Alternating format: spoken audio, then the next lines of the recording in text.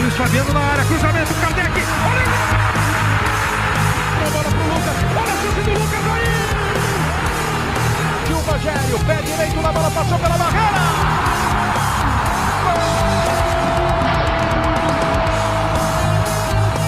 Fala galera ligada aqui no canal do Babu Tricolor, sejam muito bem-vindos a mais um vídeo. No vídeo de hoje nós vamos falar aqui a respeito do Pablo David, Rafael Cabral, vamos falar dos streams do São Paulo, salários atrasados e muito mais. Antes de mais nada, eu queria lembrar aqui a vocês que nós estamos recebendo pedidos na minha loja de camisa de time, onde vendemos camisa de todas as equipes do Brasil e do mundo e também de NBA até o dia 19. Depois disso só voltaremos a receber pedidos a partir do dia 6 de fevereiro, então garante sua camisa, faça seu pedido lá na minha loja, beleza? Galera, vamos lá, vamos começar aqui falando a respeito do Brenner. O Brenner hoje fez aniversário e teve muita gente sentindo falta do Brenner, do Brenaldinho. Brenner, lembrando aqui pra vocês, foi vendido por 90 milhões. O Crespo chegou depois do Fernando Diniz e ele não teve centroavante. Na verdade, foi uma das pedidas dele que foi ignorado totalmente pela nossa diretoria. Ele pediu um centroavante, pediu também um zagueiro canhoto e nada disso foi atendido, né? Na verdade, o Caleri até chegou, só que chegou depois a gente ser eliminado, depois de toda aquela novela do Benedetta que foram se mobilizar para contratar o Caleri. E aqui fica o meu questionamento: por que vendeu o Brenner por 90 milhões e não pegou nem 20 milhões para resolver essa posição de centroavante, né? É realmente um dos problemas do São Paulo. Você vende muito bem o jogador, você vai ter que repor esse jogador caso ele seja titular absoluto. Não é, por exemplo, que nem você vender um Wellington hoje. Hoje o Wellington não é titular do time do São Paulo, então você pode subir um cara da base, fazer toda essa transição. Não era o caso do Brenner, ele era o titular absoluto da equipe, vendemos e ficamos sem o titular. Tivemos que reutilizar o Pablo mais uma vez, acreditar na evolução, na volta por cima desse jogador, que não aconteceu. É lógico que não aconteceu, porque não tinha como acontecer. Hoje também tivemos a notícia de que o Wellington e o Arboleda estão com Covid-19. Rapaziada, lembrando aqui para vocês, estamos em pré-temporada. O São Paulo teria, em tese, que chegar nessa temporada com tudo treinadinho, com o time jogando de acordo com o que gosta realmente o treinador. É para isso que serve a pré-temporada. E nós não estamos conseguindo ter todo o elenco junto, porque um jogador veio de férias com Covid, aí outro jogador pegou o Covid. Daqui a pouco é provável que tenha outros jogadores com Covid. Isso atrapalha o planejamento, né, o treinamento do São Paulo. Lembrando aqui o que eu disse para vocês e já repeti diversas vezes aqui no canal: o São Paulo contratou o Rogério Ceni para ter resultado e terá resultado se duas coisas acontecerem. Tiverem paciência com ele, provavelmente o time só vai jogar como ele quer lá pelo meio do ano, lá pela metade dessa temporada. E o segundo, se os pedidos que ele fizer forem atendidos. No caso, os pedidos que ele fez foi trazer um volante, primeiro volante alto, e contratar o tal do ponta rápido bom num contra um. E isso ainda não aconteceu, mas eu posso garantir para vocês: Rogério Ceni e Muricy estão diariamente enchendo o saco da diretoria para que tragam esse nome e, na minha opinião, estão certos. Não vão deixar acontecer o que aconteceu com o Crespo. Vocês lembram do Crespo sendo aquele cara bonzinho, tranquilo, de boa, tentando ao máximo ajudar o clube, sendo totalmente compreensivo, educado, mas Rogério Ceni, vocês sabem, tem uma personalidade muito forte, então ele quer o ponta e tá fazendo questão de ter o ponta. Mas lembrando aqui para vocês, ó, o Marquinhos e o Alisson têm se destacado. Na minha opinião, o Rogério Ceni, se não tiver esse pedido atendido, o ponta realmente não chegar, ele vai utilizar esses dois jogadores aí. É muito provável que eles atuem em aberto. O Marquinhos tem surpreendido nos treinamentos e o Alisson, que na minha opinião chegou para compor o elenco, pode ser que do outro lado jogue ali também ajudando o São Paulo. Lembrando para vocês, o Marquinhos é canhoto, já o Alisson joga pelo lado esquerdo ali, cortando para dentro. Então pode ser interessante, rapaziada. Mas a minha opinião era melhor que esses dois jogadores fossem a opção no elenco, para vir do banco, caso o time precisasse. Caso o time precisasse de alguém para entrar no segundo tempo, ele botar um calor, colocava o Marquinhos ou o Alisson. Para esses dois serem titulares, na minha opinião, olha, baixíssimo nível. Não sei se o Nicão vai ficar sendo utilizado como ponta. Ele não é um jogador rápido. Minha impressão é que ele pode ser utilizado ali realmente como camisa 10, como armador, né? Até talvez um esquema de 4-4-2 a gente vai ter que esperar Primeiro jogo do São Paulo no Campeonato Paulista para confirmar isso. Ontem também tivemos Copinha, classificação do São Paulo, vitória, grande vitória por 3-0, destaque para 3 jogadores, o Caiobinha, o Vitinho e o Natan. O Natan é lateral direito, eu já falei dele aqui para vocês, uma força física imensa, é um jogador que precisa melhorar um pouco tecnicamente, mas na minha opinião já pode subir. Esse ano seria um ano para você emprestar o Igor Vinícius e utilizar o Rafinha e o Natan. O Natan sendo aquela sombra para o Rafinha, assim como no outro lado nós temos o Wellington sendo a sombra para o Reinaldo, que na minha opinião é o titular. Não dá para você ter uma lateral esquerda disputada e uma lateral direita com esse nível de discrepância aí. Outro assunto importante para falar aqui com vocês é a respeito dos salários atrasados. Vocês me perguntaram quais outros jogadores estariam com salários atrasados no São Paulo. Basicamente, quem está com salário atrasado são os jogadores de maiores salários desse elenco, com exceção do Miranda. O Éder está com salário atrasado, o Pablo está com salário atrasado, o Vitor Bueno está com salário atrasado e o Thiago Volpi tem salário atrasado.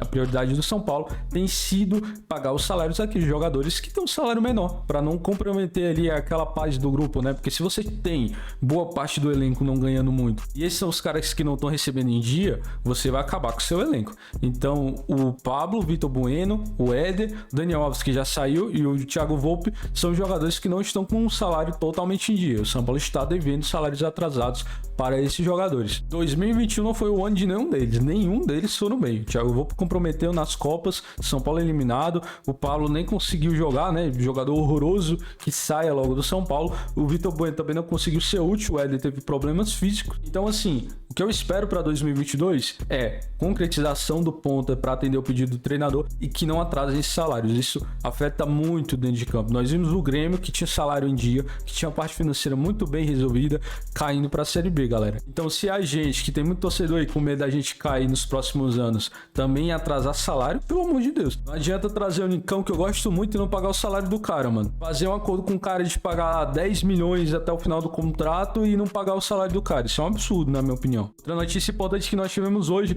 é do streaming do São Paulo. Foi anunciado o nome do streaming do São Paulo, confirmado pelo presidente Júlio Casares, e ele vai se chamar SPFC Play. E eu já trouxe aqui para vocês que o SPFC Play, que é o nome agora do streaming do São Paulo, não terá transmissão dos jogos do time profissional de São Paulo, porque esses direitos estão vendidos ao Premier FC. O que vai passar no streaming do São Paulo são algumas histórias, né, que basicamente tem na SPFC TV. Também terá transmissão dos jogos de basquete, transmissão, acho que do time feminino, e também terá transmissão dos jogos do time da base. Na minha opinião, olha, isso é um absurdo, porque esses jogos o torcedor já viu de graça, agora ele vai ter que pagar para assistir. Até então, nós não tivemos notícias se terá alguma série do São Paulo mostrando os bastidores, mostrando o vestiário, mostrando dia a dia, mostrando falas desses jogadores, até de dirigente com o jogador, que é o que tem feito sucesso nesse meio do streaming, trazendo para a realidade do futebol. Por exemplo, o Manchester City tem uma série assim, o Tottenham, o PSG, a Juventus lançou, muita gente ficou maluca com algumas falas lá do Cristiano Ronaldo. Então, na minha opinião, tem que ser feito nesses moldes. Se for para fazer de qualquer jeito, colocar qualquer coisa, não adianta. E agora nós vamos falar de David, Rafael Cabral e Pablo, mas antes eu vou pedir o teu like. Deixa o like aí, que o seu like é muito importante, não leva nem 2 segundos, e você apoia muito o nosso canal, você ajuda a gente a crescer aqui demais, tá, rapaziada? Galera, vamos falar aqui a respeito do Rafael Cabral e do David. Eu trouxe aqui esse assunto desses dois jogadores pelo seguinte: na minha opinião, o São Paulo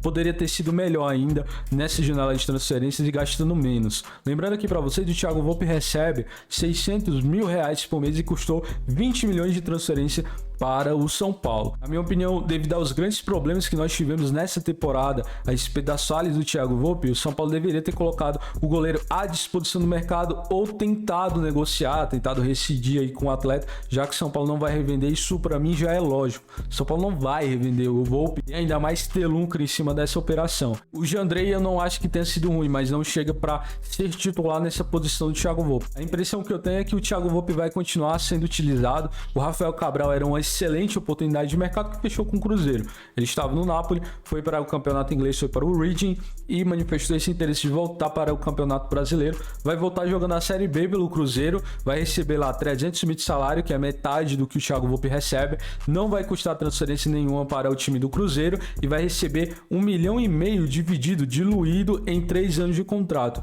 Então, na minha opinião, vacila o São Paulo, porque se fosse, ao invés de trazer o Jandrei, trouxesse o Rafael Cabral, não teria um custo absurdo a mais e teria realmente o goleiro para chegar com o status titular. Na minha opinião, o Rafael, que já foi goleiro de seleção, chegaria como titular hoje no São Paulo. E caso não fosse pro lugar de Jandrei, se você tivesse Jandrei e Rafael disputando posição, tava excelente. Você renovava essa posição e trazia um goleiro experiente para tomar conta dessa posição, né? E acabava com o ciclo do Volpi. Muita gente fala do Reinaldo aí, mas galera, se você quer renovar tudo, se você vai tirar Pablo, Vitor Bueno, Reinaldo, você também tem que colocar nesse meio aí o Thiago Volpi, cara. Porque assim, a torcida tá um pouco cansado, principalmente esse ano foi totalmente exaustivo desse goleiro entregando no jogo da ida e da volta da Copa do Brasil e na ida e da volta da Libertadores contra um rival. E agora é hora de falar a respeito do Pablo. Muitos de vocês ficaram absolutamente enlouquecidos com a declaração do empresário do jogador que se manifestou hoje ao All Sport. Ele falou que não se mete mais nas decisões do jogador a respeito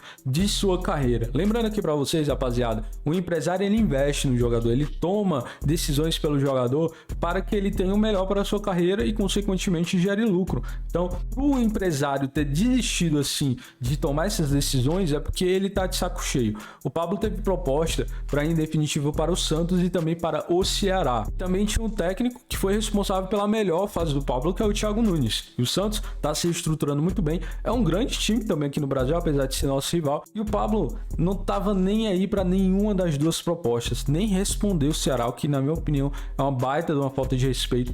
O agente deixou muito claro que ficou absolutamente aborrecido com o pai do Pablo decidindo o futuro dele. O pai do Pablo, com todo respeito aí, mas não é ele que tem que decidir o futuro do filho dele, né? Na verdade, ele é um jogador de quase 30 anos e ele é agenciado, ele tem um cara, um empresário ali por trás que toma as decisões, que quer ter o retorno em cima do investimento que ele fez. Então, na minha opinião, mais uma vez, o Pablo perdendo a admiração de muitos torcedores, inclusive a minha admiração. Não que ele tivesse, mas assim, se você não tá numa boa fase, se você foi a contratação mais cara da história e você recebe um salário absurdo, você não ajuda nada, recusando esse tipo de proposta, recusando as negociações que o São Paulo tenta achar uma saída para você, o seu empresário tenta achar uma saída para você e conseguem times no Brasil que concordam ainda em te dar uma chance, cara. Então assim, perde totalmente a minha admiração. Vocês não vão me ver xingando aqui o Pablo, esculachando a família dele. Eu não faço isso com jogador nenhum, mas assim, é um jogador que não vai ter minha admiração. Diferente de outros tantos jogadores desse elenco do São Paulo, não é um jogador que eu quero ver na minha frente, tirar foto. Eu acho que o ciclo dele acabou, eu acho que ele desgastou muito todos nós. Torcida, a diretoria do São Paulo, outros times, mano, desgastou todo mundo, até o coitado do empresário, ele já não tem mais paciência. Se você gostou do vídeo, deixa o like, se inscreve no canal, ativa o sino e deixa nos comentários, comentem as notícias que eu trouxe aqui pra vocês, beleza? Tamo junto, muito obrigado por assistir, até o próximo vídeo.